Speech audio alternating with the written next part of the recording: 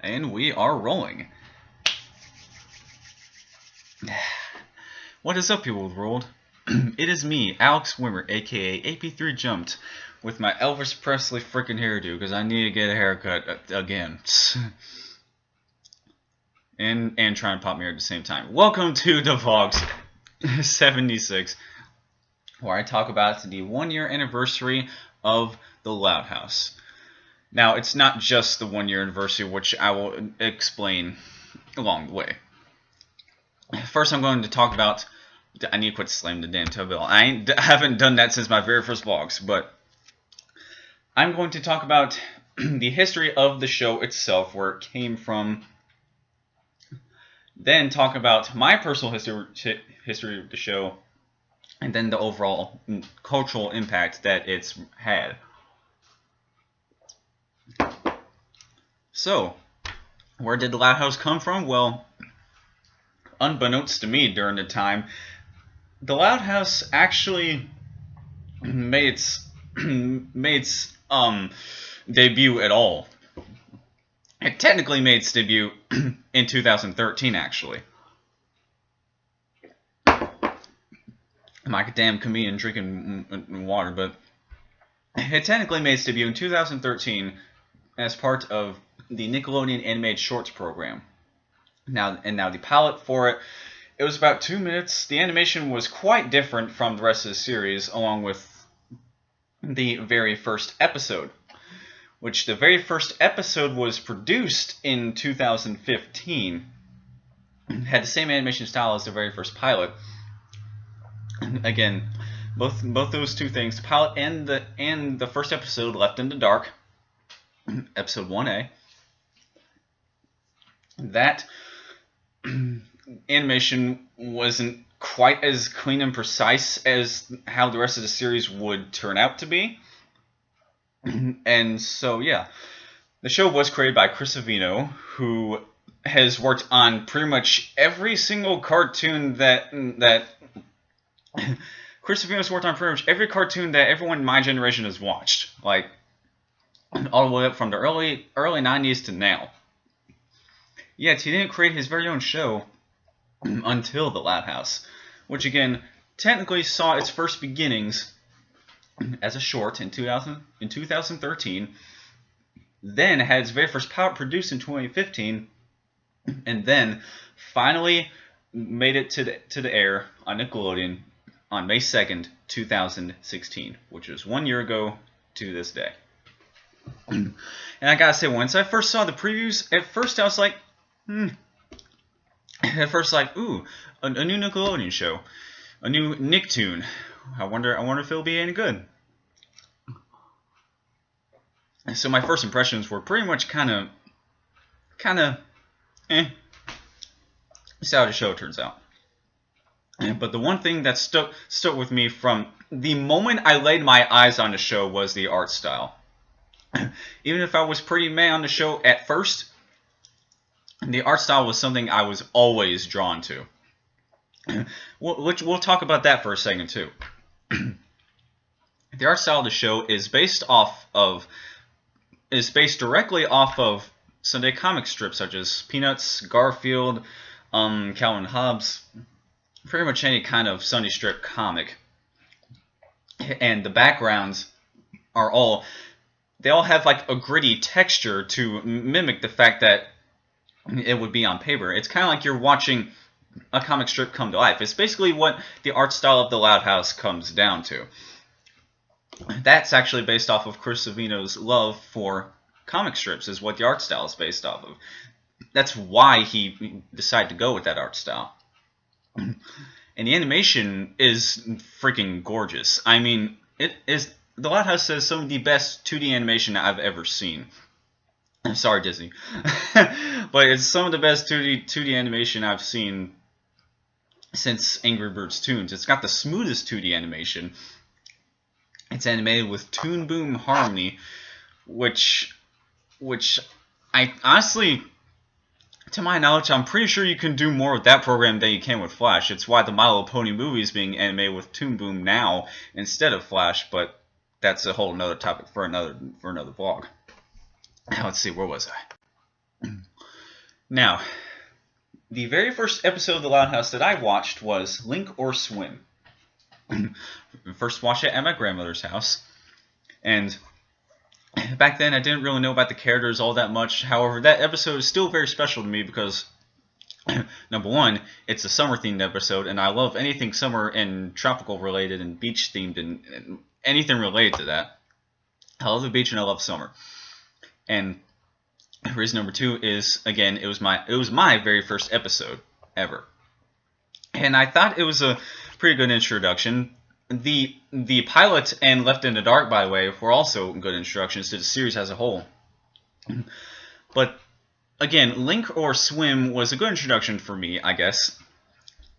And then I watched Changing the Baby, and then I watched a few more episodes after that. One of the episodes that I watched right after that was like the third or so episode that I watched. It was called Undie Pressure. That was the first episode where I got to learn, the first episode that I ever watched where I really got to learn about the characters and how their personalities are. Now I gotta say, the characters are very likable. For this show having such a large cast, it's definitely it definitely doesn't make the characters feel it doesn't make them feel overused or underused either, because not a lot of shows with large casts can manage to incorporate all the characters into one episode or show very well. So anyways, I'm getting slightly off topic, but anyway. So after Undie Pressure, I didn't really start to get into the show until I would say September or October of 2016. And that was when I really started to watch the entire series. And I mean, shit, I made it my mission to watch every single episode up until that point. And the very first round of episodes that I watched completely brand new were Price of Admission and One Flew Over the Loud House. Those were the Halloween episodes that they had. And from then on out, I made my goal to watch every single episode brand new, like I would with any other show. Big Bang Theory, Mr. Robot, My Little Pony. And then The Loud House very quickly and easily became one of my favorite cartoons of all time. One of my favorite TV shows in general of all time. My favorite Nick show since Drake and Josh. And my favorite Nicktoons since Avatar. So yeah, that's a lot of freaking accolades. That's a lot of my own personal accolades that the show has for me. And let's see what else. So, what should I talk about next? I guess I'll talk about the cultural impact now. Now you see, when The Loud House first began, it was an instant hit. It was a massive success. Again, excuse me. Been belching a lot in these last two damn vlogs, but anyway. This show has definitely been the saving grace of Nickelodeon. It's Nick's latest and greatest, or was at the time. And it managed to trump SpongeBob in ratings not even within its first month of being on the air last year. Like, that is pretty damn impressive. For one new Nicktoon, or at least new at the time, to trump Nickelodeon's longest running Nicktoon, second being Fairly OddParents.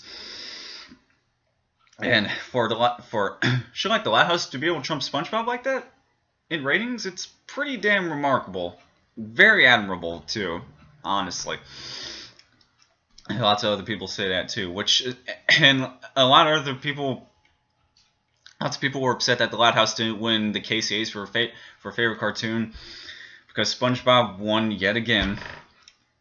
I was upset about that too, by the way. The only year SpongeBob didn't win, SpongeBob has won favorite Nicktoon, favorite cartoon every year since 2003, I think. The the only year it didn't win was Avatar. The only show it lost to was Avatar in 2008. And so, yeah, like I said, favorite Nicktoon since Avatar. So, Ladder's my favorite Nicktoon since Avatar, so what do you know? Like I said, the show already has a massive cult following, like, ever since it first began.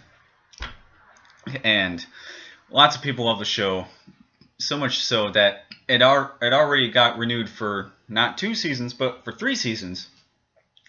Not even within the first half of it being aired, but not even within half of a year of it being on the air last year.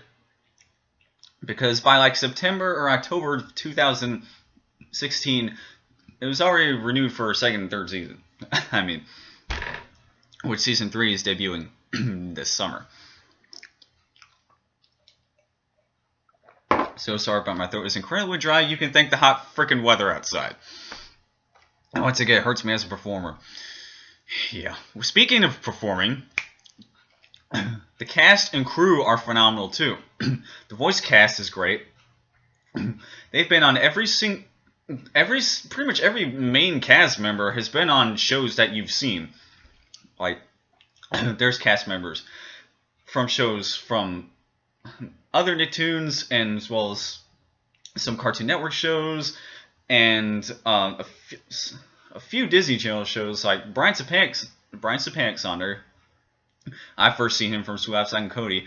Jill Talley and Suzanne Blakesley from SpongeBob SquarePants and Fairly OddParents, respectively, are also on there. You got Jessica DeChico, who's on Adventure Time, and the Buzz-Eye Maggie, if anyone remembers that old Disney Channel show. John DiMaggio and Jeff Bennett, both of which voice a lot of background characters. John DiMaggio, you know, Mark Smeese, Jake the Dog Bender. And then Jeff Bennett, the voice of Johnny Bravo. They voice a lot of background characters. And Lara Jo Miller, she's been on a few shows, such as Wawa Wubsy and Lifetime's Juniper Lee.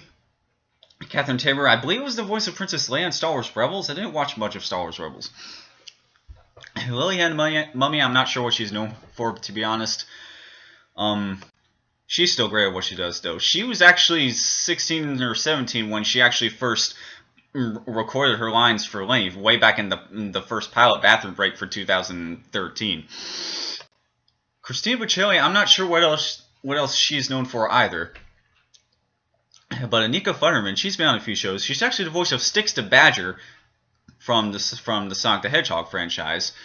And Greg Griffin, we all know who that is. I mean, she's almost at the same level of Tara Strong as being such a popular voice actress. I mean, Greg Griffin, she voices 3 Loud Sisters. Jessica voices 2. And, yeah, Gray voices 3 Loud Sisters. Not to mention a bunch of background characters and additional voices as well. I mean, Khalil Harris, I think the only other thing I know him that I recognize him for was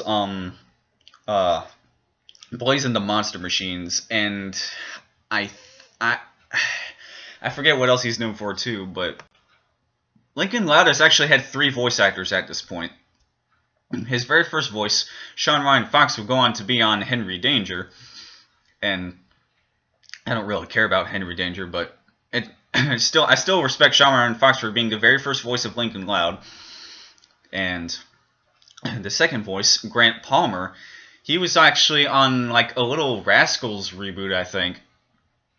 Grant Palmer was on there for most of the first season, and I thought he was the perfect voice for Lincoln until Grant Palmer, he reached puberty, and Colin Dean replaced him as being the 3rd voice actor. Colin Dean is actually known for Over the Garden Wall, which may be why they casted him, because he was known for something. I never watched that show, but all of Lincoln's voice actors were great. Colin Dean, too. All the child actors are great. all the voice actors in general are great, but the child actors are great too. They're great. They're great kid actors, and all the voices for Lincoln, they fit. I mean, Colin Dean, though, like I said, he's not a bad kid actor at all. The voice itself is just hard for me to resonate that with as Lincoln. You know, I feel like Grant Palmer's voice resonated with me better as Lincoln. Like, his voice is the first voice I think of when I think of the character Lincoln. I mean, no offense to Colin or Sean Ryan Fox.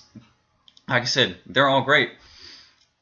It's just, like I said, Grant Palmer's voice just resonates with me a little better as the actual character. So yeah, in a nutshell, the cast and crew are great, and there's already been a movie confirmed for 2020. Yay! Happy dance! Yay! Yes, so looking forward to that. And so now I guess I'm going to recap. So all in all, The Loud House is a great cartoon, and I definitely think it'll help save Nickelodeon. And there need to be more shows like it, though. But I think on its own, it's already been up there with SpongeBob being the top 2 Nicktoons right now. And it's yes, The Loud House could definitely help save Nickelodeon. The overall impact that's had, not only on me, but on all of its fans and everybody else, has just been, it's been staggering and awesome, honestly. I mean, the animation is great. The writing for most of the episodes are pretty much top notch. There's only a few that I don't like.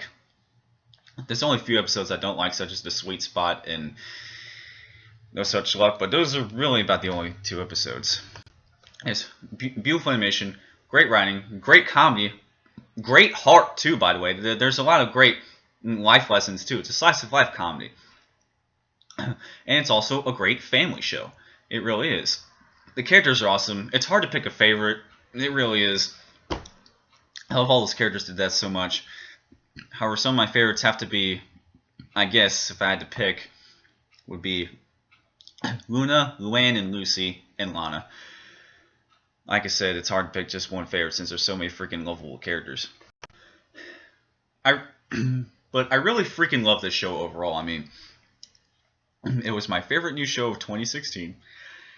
And yeah, so now we can get on with randomness now, shall we? Sorry for having to clear my throat up a lot, but again, it's the freaking dry weather. So the random objects, or I guess they're just going to be random drawings, are drawings of all the Loud siblings. So let me just show you them right now. Here's Lincoln. Some my damn coffee on the table. Not coffee. It's cool, like a wine punch. Here's Lori. This might take a second. Yeah, this might definitely take a second. Lenny. I accidentally chibied her up way too much. I still think she turned out good though. Like, her head's bigger than the rest of her body. Too big. Here's Luna. Luann. Let me just... There we go. Lynn.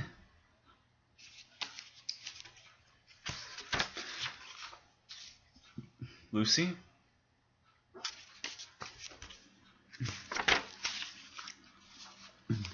Lana.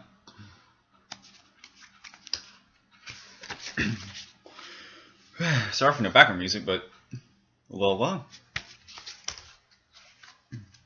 And Team Z is on right now. Lisa. Another great thing I love about the show, by the way, all the pop culture references.